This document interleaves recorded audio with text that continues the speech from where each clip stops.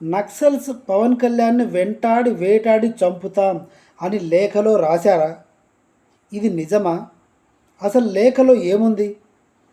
అందరూ ఏమనుకుంటున్నారు? మొదటిగా జనం అనుకుంటున్నది దాని గురించి చెప్తాను. జనం social media, print media, electronic media ఆ లేఖ గురించి ఏమనుకుంటుంది అంటే, పవన్ కళ్యాణ్ గారు దొంగ హామీలు ఇచ్చిన చంద్రబాబుకు తొత్తుగా ఉంటూ అంత సర్వనాశనం చేయబోతుంటే కూడా చూస్తూ ఉన్నాడు. వినికొండలో ఒక మర్డర్ జరిగితే వాడు రోడ్డు మీద మటన్ కొట్టినట్టు కొట్టాడు. దాని గురించి పవన్ కళ్యాణ్ అనే వ్యక్తి ఏం మాట్లాడలేదు. నంద్యాల జిల్లా ముచ్చుమర్రి గ్రామంలో 3rd క్లాస్ చదివే అమ్మాయిని 8th క్లాస్ అబ్బాయిలు మానభంగం చేసి చంపేశారు.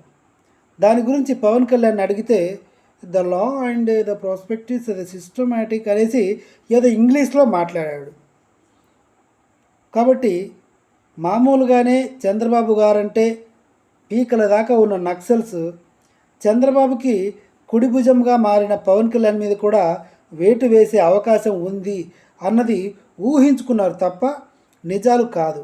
నిజానికి ఆ వీడియోలో ఆ లేఖలో ఏముంది అంటే, ఉప ముఖ్యమంత్రిగా శ్రీ కొణిదెల పవన్ కళ్యాణ్ గారిది పాలన చాలా బాగుంది, సంతోషకరం, మీరు ఇలాగే మరో 5 ఏళ్ళు పాలించాలి అనుకుంటున్నాం అని ఆ లేఖలో ఉంది.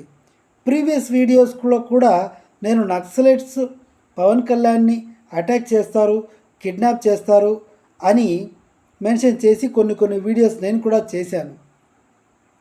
ఒకవేళ పవన్ కళ్యాణ్ కనుక టచ్ చేస్తే ఏం జరుగుతుందో కూడా వీడియోస్ చేశాను, వెళ్ళి చూడండి. నిజంగా మళ్ళీ చెప్తున్నాను, పవన్ కళ్యాణ్ని కనుక నక్సల్స్ టచ్ చేస్తే ప్రజా నష్టమే విపరీతంగా ఉంటుంది. నక్సల్స్ అంటే ఏంటి? ప్రజలకు సపోర్ట్గా ఉండేవాడే నక్సల్.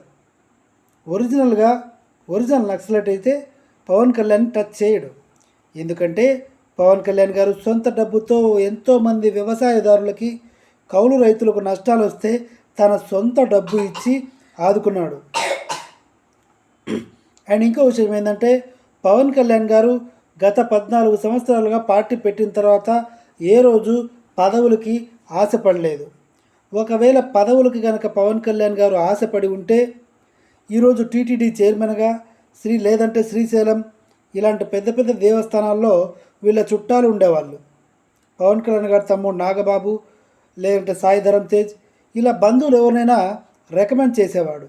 కేవలం ప్రజాసేవ కోసమే జనసేన పార్టీ అంకిత భావంతో పనిచేసింది. ఇలా పనిచేసింది కాబట్టే చాలా సంతోషంగా ఉన్నాం అని నక్సల్స్ పంపిన ఆ లేఖలో ఉంది.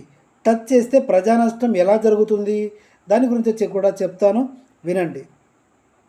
ఫర్ ఎగ్జాంపుల్, పవన్ కళ్యాణ్ గారు నక్సల్స్చే కిడ్నాప్ చేయబడ్డాడు.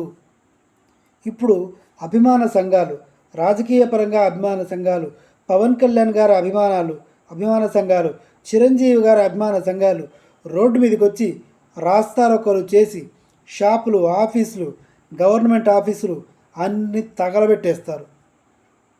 ఆల్మోస్ట్ ఒక ముఖ్యమంత్రి క్యాడర్లో ఉన్న వ్యక్తిని కిడ్నాప్ చేయడం అన్నది ఇంపాసిబుల్. ఎందుకంటే ఫుల్ సెక్యూరిటీతో పవన్ కళ్యాణ్కి ఫుల్ భద్రత ఇప్పుడు ఉందన్నమాట. కాబట్టి పవన్ కళ్యాణ్ ఎవ్వడు ఏమీ పీకలేడు. పవన్ కళ్యాణ్ ప్రజల పక్షంలో ఎప్పటికీ ఉంటాడు. Thank you.